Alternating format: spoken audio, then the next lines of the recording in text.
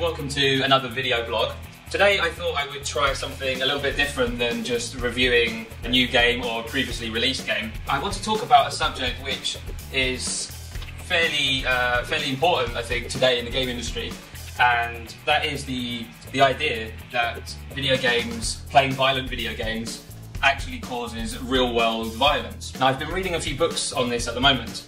First of all is Stop Teaching Our Kids to Kill, which is by a former US Army colonel called Dave Grossman, and he essentially is saying that playing video games is teaching children today to become killers. And what he actually bases this on is that the US Army and the American police force, when they're training new recruits, they use a device known as a combat simulator, which is very, very similar to the old arcade shooting games that you may have played, such as House of the Dead and Time Crisis. Essentially, they have a huge TV screen with a video, and they give the recruit a gun, a plastic gun with a laser.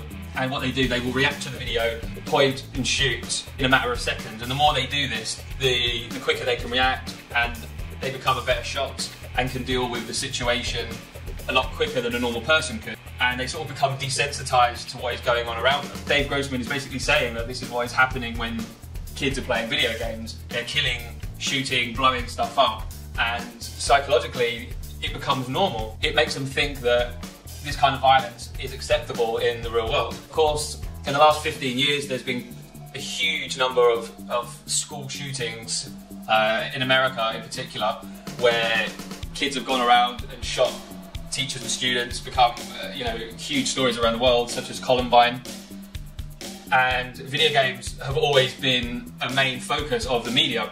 The kids who did the Columbine shootings apparently played the video game Doom so much that they became obsessed with it. And with that idea, I've also been reading this book, which is Grand Theft Childhood, and this is sort of saying the opposite.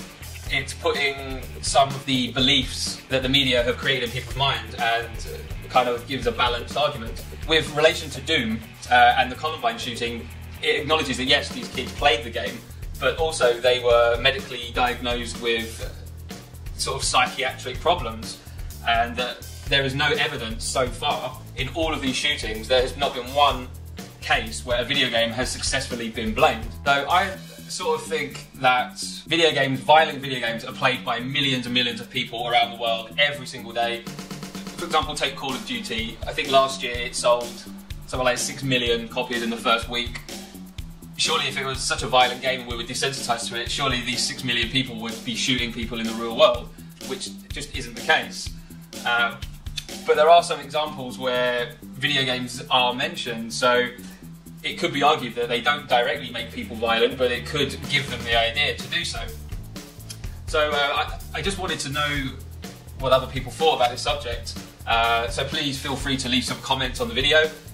Give me some of your ideas and some feedback on this sort of quite important subject. And thank you very much for listening.